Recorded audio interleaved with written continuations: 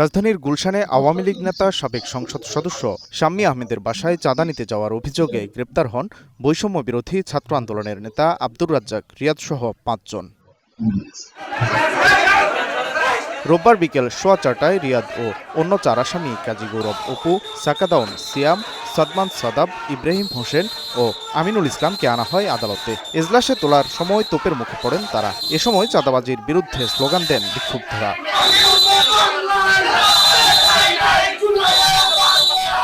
শুনানিতে 4 আসামিকে 10 দিনের রিমান্ডে চায় রাষ্ট্রপক্ষ।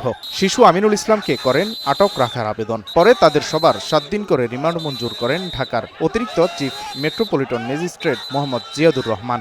তারা নিজেরা চাঁদাবাজি করে কোটি কোটি টাকা হাতিয়ে নিচ্ছে।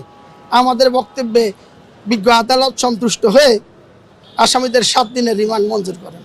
এ ঘটনায় নেপথ্যে থাকা ব্যক্তিদের সন্ধান দিতে আসামিরা রিমান্ডে গুরুত্বপূর্ণ তথ্য দিবেন বলেও আশা রাষ্ট্রপক্ষের।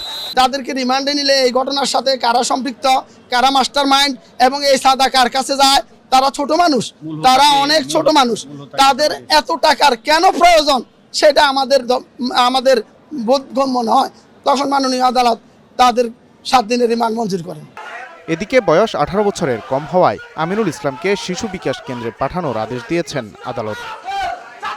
Walid Sakib, star news, Dhaka.